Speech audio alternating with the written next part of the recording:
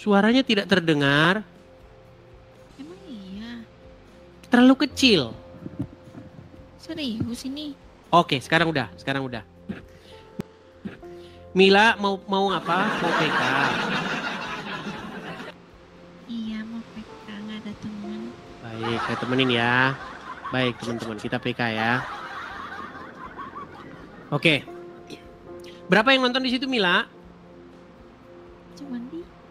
Berapa orang? Tapi tiba-tiba ini banyak, kayaknya dari sebelah dia kesini semua. Iya. Di sini yang menonton itu 23.600 orang. Iya banyak kali. Iya. Kan Gini mana Mila. Kan mana tahu PK sama abang tiba-tiba. Ya gimana bang? Baik. Abang Mila mau nyanyi, nggak tuh kontennya nyanyi bang. Iya Mila. Di sini terima kasih.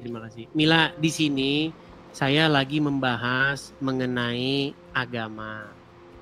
Kamu kan sebagai seorang muslimah nih. Oke.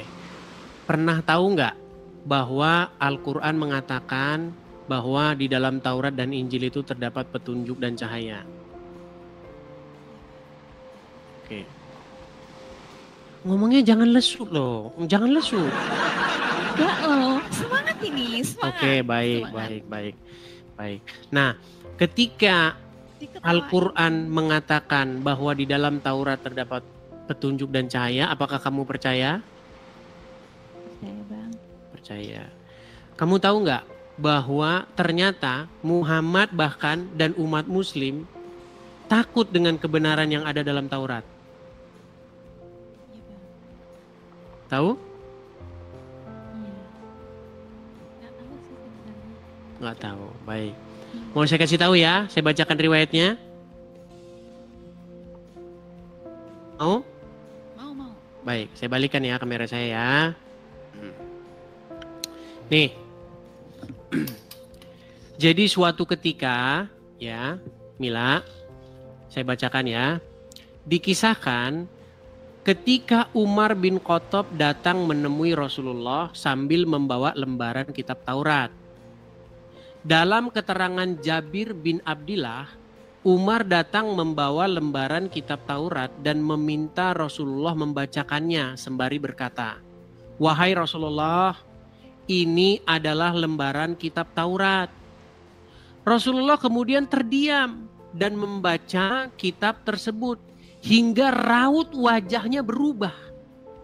Lalu Abu Bakar As-Siddiq bertanya kepada Umar, "Apakah engkau tidak melihat raut muka Rasulullah?" Maka Umar pun melihat ke arah Rasulullah seraya berkata, "Aku berlindung kepada Allah dari kemarahan Allah dan Rasulnya. Kami ridho Allah sebagai Tuhan kami, Islam sebagai agama kami, dan Muhammad sebagai Nabi kami." Sebelum saya lanjutkan, betul nggak di dalam Taurat terdapat kebenaran dan cahaya tadi? Tetapi kenapa ketika kitab yang terdapat kebenaran dan cahaya itu dibawakan kepada Muhammad, Muhammad malah marah? Nggak tahu. Aduh Mila ini sangat-sangat aduh. Makanya saya bilang. Seketika Mila berasa pengen tobat langsung. Serasa pengen tobat langsung.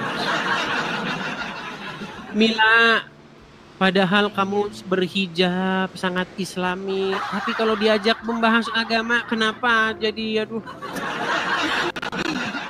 Iya, diulang lagi sok. Nggak beneran dengerin ini mah. Oke. Gini, logikanya begini. Serius ya? Benar ya? Serius ini? Oke, serius. Kan Taurat itu kan terdapat kebenaran di dalamnya. Iya. Nah, ketika kitab yang terdapat petunjuk dan kebenaran itu dibawa kepada Muhammad, kenapa Muhammad malah marah?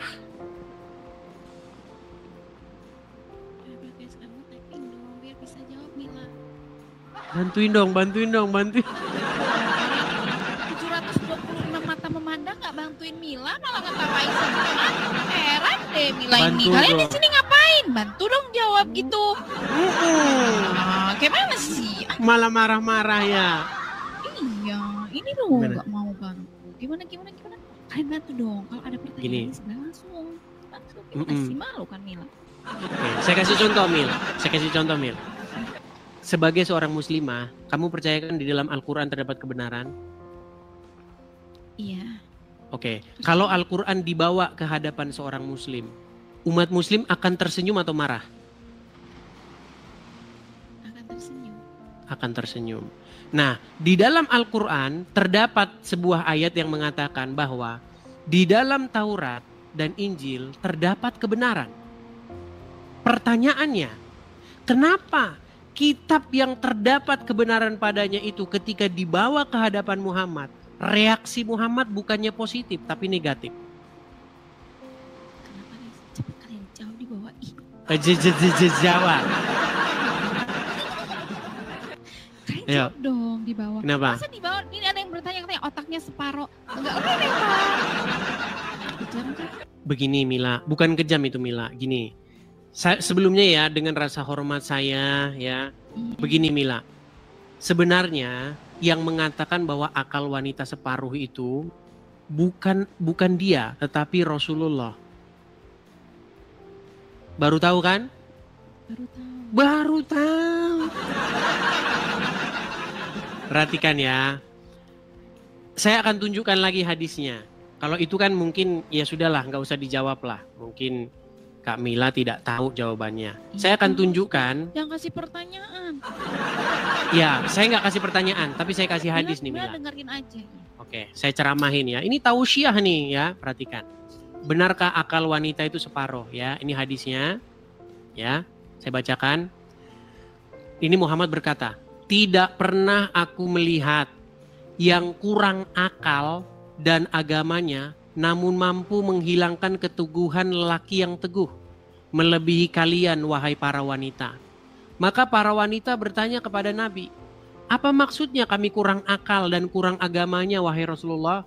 Nabi menjawab, bukankah persaksian wanita itu semisal dengan persaksian setengah, separuh laki-laki? Mereka menjawab, ya benar. Nabi melanjutkan, itulah kurang akal. Dan bukankah para wanita jika haid, ia tidak sholat dan tidak puasa? Ini belum hadis-hadis yang lain yang dikatakan bahwa penghuni neraka kebanyakan kaum wanita. Jadi yang bilang wanita itu akalnya, mohon maaf, akalnya setengah itu ya Muhammad.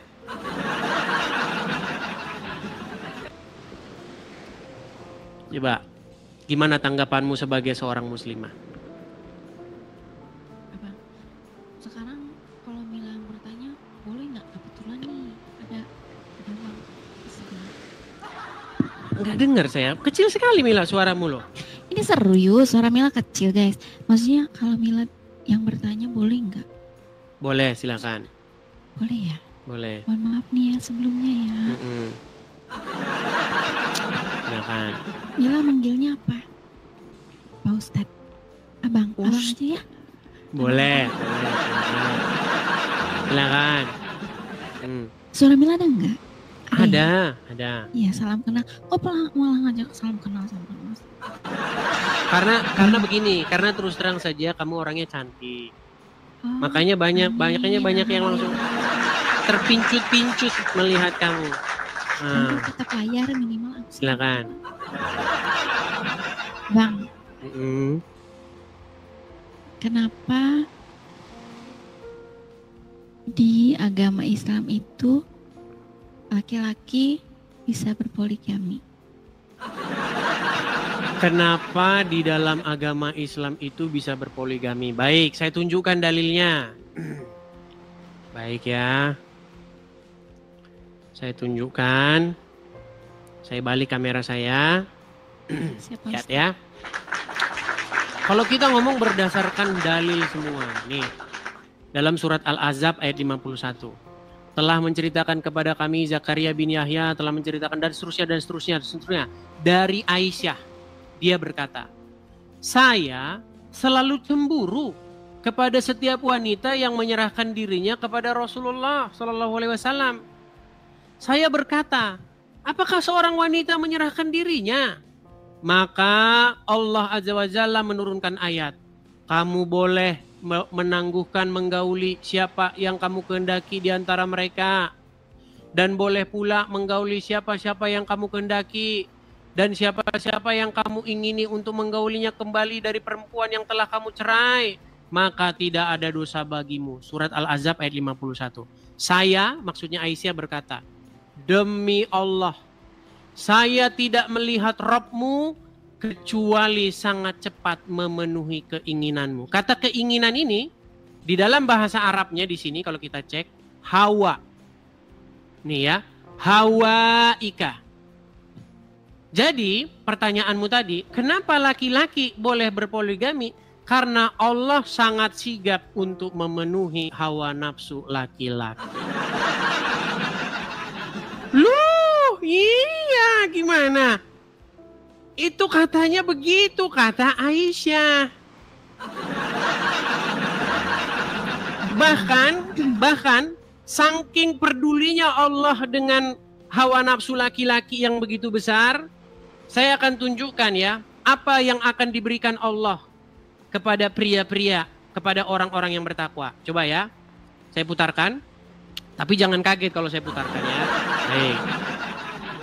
Kita akan putarkan.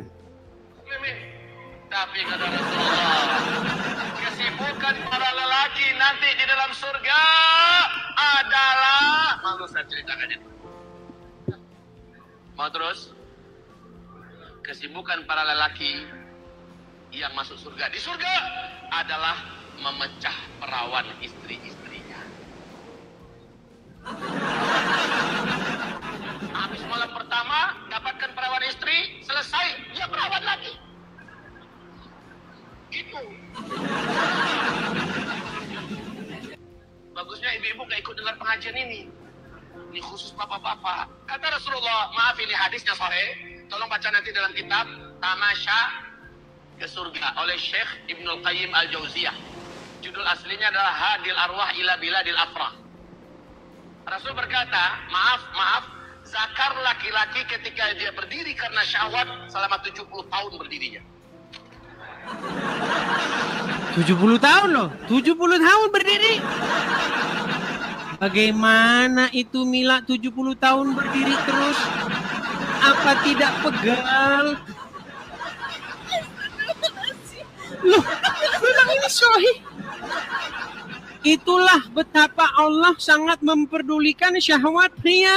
Wahai kaum wanita. Kenapa hanya laki-laki saja? Kenapa wanita juga tidak diperbolehkan? Kenapa wanita tidak diperbolehkan? Karena Coba wanita coba perbolehkan gitu untuk berpoligami, mempunyai 2 atau 3 suami. Mungkin kan tidak sesetres itu gitu, hanya punya 1, ya kan? Udah punya 1, pelit pula perhitungan, udah gitu. Aduh, bikin sakit hati. Bertingkah pula dia itu, selingkuh pula gitu kan. baik. Mohon penerangannya. Baik. Jadi begini, kenapa wanita tidak diberikan hak yang sama? Karena menurut Allah atau menurut Muhammad, akal wanita itu kurang dan dia tidak ada pengetahuan tentang agama. Iya. Jadi wanita ya puas saja sama 1 itu. Mana? Iya. Abang. Gimana? Kalau Mila sholawatan dulu sekali. Sholawatan. Untuk menghibur loh, kasihan kan mereka. Begini Mila, di sini kita forumnya diskusi dulu. Kalau sholawatan boleh nanti setelah saya pergi. Ini aja. Yang saya maksudkan begini Mila. Pertama-tama saya hanya berpesan bahwa Mila itu menjadi seorang muslimah karena memang belum mendalami agama Islam dengan mendalam. Ya, betul. Sudah mengakui ya.